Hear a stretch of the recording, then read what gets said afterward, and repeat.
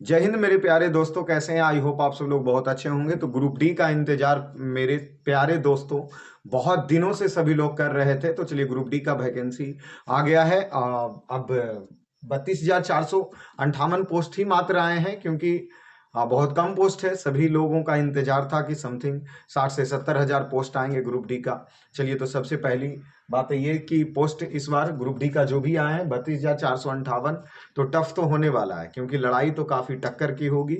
और टक्कर की लड़ाई इसलिए होगी ना, क्योंकि इससे पहले रेलवे के बहुत सारे मतलब ऐसे सुनने के लिए आप भी सुने होंगे।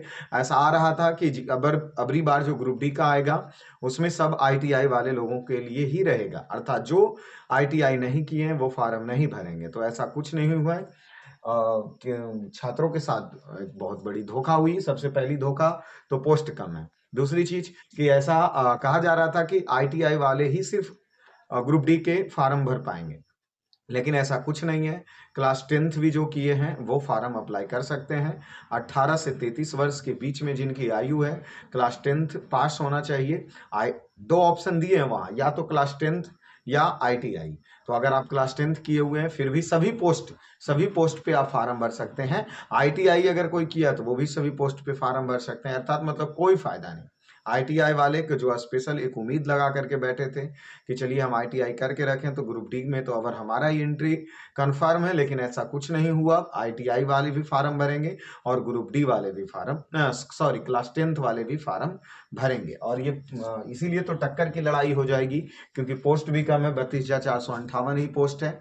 और स्टूडेंट भी काफी संख्या में बढ़े हुए रहेंगे, क्योंकि आईटीआई जो नहीं भी किए हैं वो भी एग्जाम फॉर्म को अप्लाई करेंगे, और जो किए हैं वो भी करेंगे।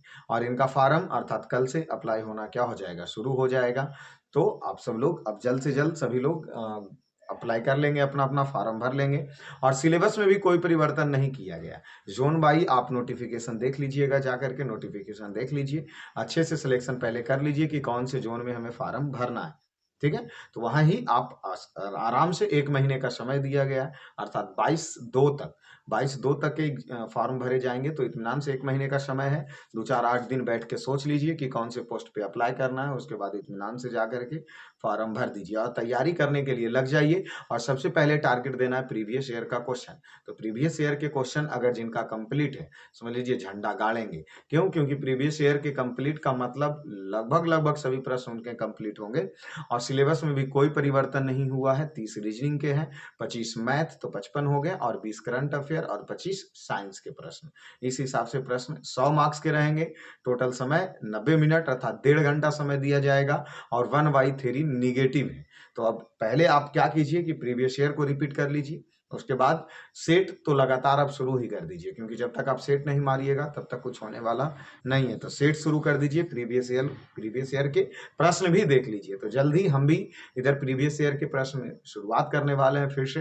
तो प्रीवियस ईयर के एकदम तहलका मचा देना है, सभी प्रश्न को एकदम तोड़ करके रख देना है। सभी प्रश्नों को प्रीवियस साल के ग्रुप डी में कौन कौन से प्रश्न पूछे गए थे। तो अभी से फिलहाल आप सब लोग एकदम अप टू डेट हो जाइए, और इस परिवार के साथ में भी जुड़ जाइए, और अपनी तैयारी को दुगनी स्पीड से आप लोग बढ़ा दीजिए। ठीक है, तो चलिए, धन्यवाद सभी लोगों को।